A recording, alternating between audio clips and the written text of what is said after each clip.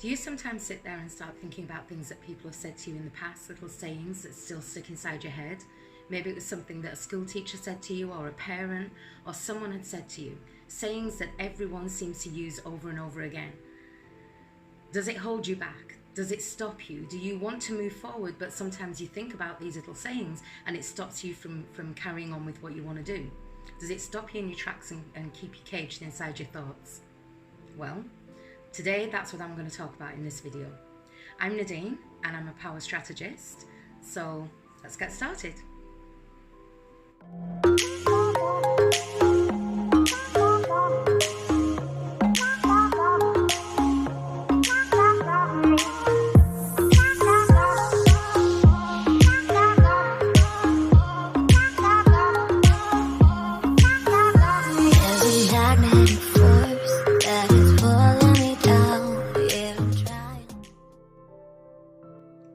So number one, the world doesn't revolve around you.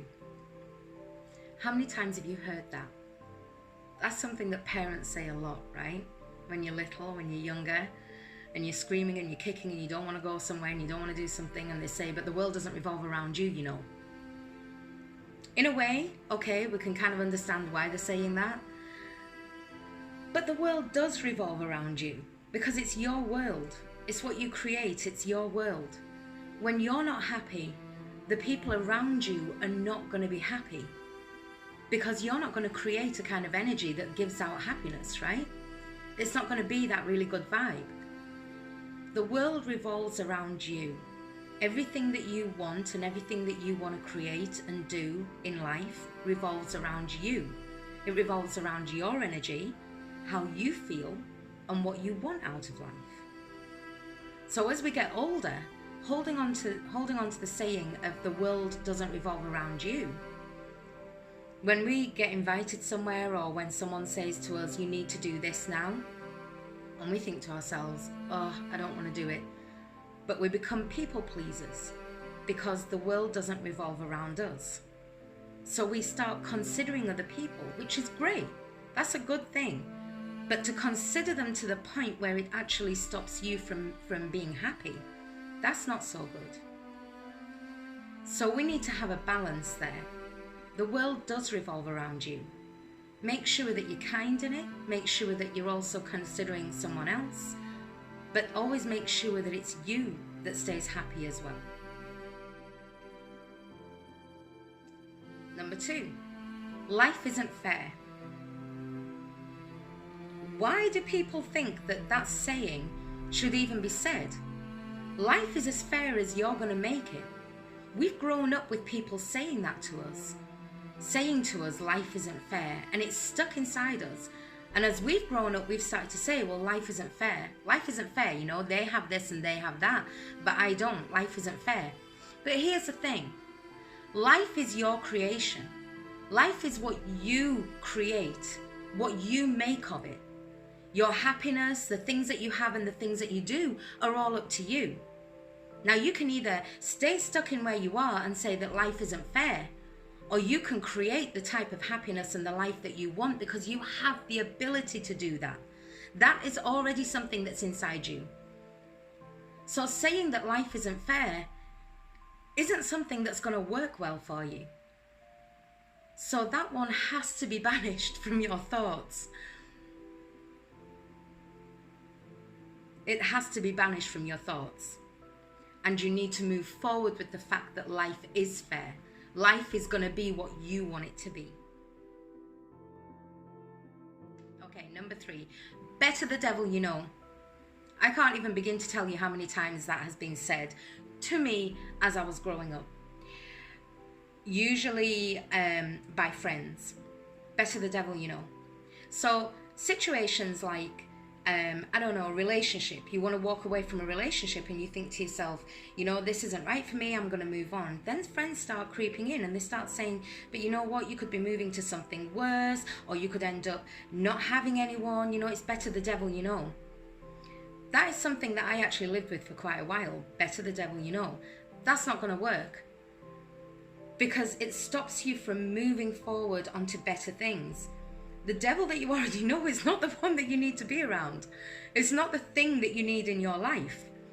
Just because you know it, and just because it's your comfort zone and you're comfortable with it, and you predict what's going to happen with this situation, doesn't mean that it's the best one for you. So saying better the devil you know, all it does is just stop you completely in your tracks, and you're completely stuck. You can't move forward to something else or to something better because you can't seem to move away from the fact that the better the devil you know is more of your comfort zone, and it's predictable and you know what's going to happen. And the fear of moving forward and potentially not knowing what's going to happen, that's what frightens us. So the thought about the better the devil you know, again, has to be banished. Number 4. A bird in the hand is worth 2 in the bush. Okay, so that's saying, you can kind of understand, I suppose, where it's sort of going with that. You know, it's saying that you have something, so hold on to it, because potentially you could lose it. Just because you see, you know, the shiny object or something else that's sitting there and you think, oh, but I could get double the amount. However, when you stick to all that you have and you don't invest in whether it's money or yourself or anything else that you've got in life, if you hold on to certain things and you think to yourself, the risk is too big to go for the 2 birds in the bush, right? But sometimes if you don't take a risk, you're always stuck with that one thing. You could have ended up with 2, 3, 4. You could let that bird fly over to the bush and bring the other 2 birds back with it, and then you end up with 3. Life is about taking risks. Taking risk is a scary thing, I know. I have taken a lot of risks, and to be honest, probably a lot of people have thought that I was a bit crazy for taking a lot of the risks that I've taken, but those risks have brought me to a place where I am happy and doing the things that I want to do. Those risks can be worth it. You just have to evaluate which birds are worth letting your bird go for. Next one. This is how it's always been. It's the done thing. Okay. Let me explain something to you. When we always do the same thing, we end up with the same results. The same results mean that if it's good or bad, it's going to stay the same. So just because something has always been done that way doesn't necessarily mean that it's the right way. Example. Your family says to you, but this is what our family has always done. You know, we've been to school, we got good grades, we went on to university, we got better grades. We then moved on and got a great job, we start making a lot of money. We then get married, buy a house, have children, and then we retire. Just because it was done that way doesn't mean that it was the right way or it's the best way for you. So just because something has always been done like that, it doesn't mean that you have to think that it always has to be done like that. You need to be able to create things and do things in the way that they're best for you. Don't let it keep you in a mindset where you're stuck thinking, I have to do this because this is the done thing and it's the thing that's always been done. Because it isn't, and it doesn't need to be. Next one. Curiosity killed the cat. That's been said a lot. And I know a lot of us have probably had that said to us, but curiosity killed the cat. Let me explain something. That was actually originally a line from William Shakespeare's play. I think it was Much Ado About Nothing. And he actually says in that, care killed the cat.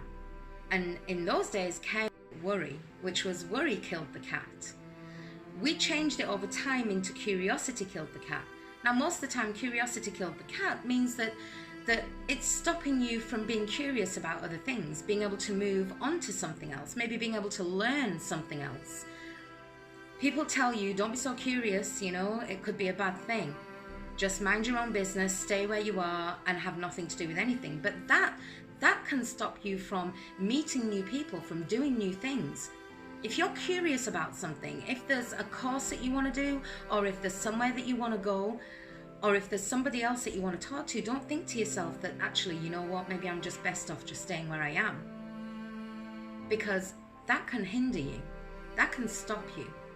Curiosity has never killed a cat. They have 9 lives anyway. But you need to be able to move into places. So don't be afraid of being curious. And lastly, my favorite one. Money is the root of all evil. I can't tell you how many times I've heard other people say this to themselves, to other people, to me. We end up growing up thinking that money is the root of all evil, that if we have lots of money, then it's somehow going to make us corrupt and evil. It doesn't. Money is an energy. That's all money is. It's an energy. We can have money and be an amazing person still. It all depends on the person. If you know yourself well enough, and if you understand yourself well enough, and if you stay authentic to who you are, money won't change you. What money will do is buy you a place in society where you can help others, where you can live the life that you want to live. It can help your family, your friends. You could start giving to other people. You know, you could start helping the homeless or whatever it is, whatever charity or anything that you want to do with your money, you can start doing. You can create businesses and then employ people. Money is not evil. It's the people who gain the money that are sometimes evil. So the thought of saying that money is going to create somehow, some way, an evilness inside of us is silly. Because like I say, it's just an energy and it comes from your energy. If you are confident in yourself and you are authentic to who you are and you stay true to the person that you are, then trust me, money is a great thing. Money is not evil. So, guys, that is the 7 sayings that, I mean, there's going to be a lot more, but I just wanted to give 7 of them that I remember from growing up, things that have been said to me. I really hope this has helped you, and if you have liked the video, then please subscribe and press the little bell as well so that you get notifications. Give me a little thumbs up if you like it, and please share this video if you think anyone else would be able to make use of it and needs to hear it. But thank you very much for being here, and I shall speak to you all again soon. And in this video today, I'm going to tell you seven sayings that have probably kept you stuck inside your mind and kept you changed.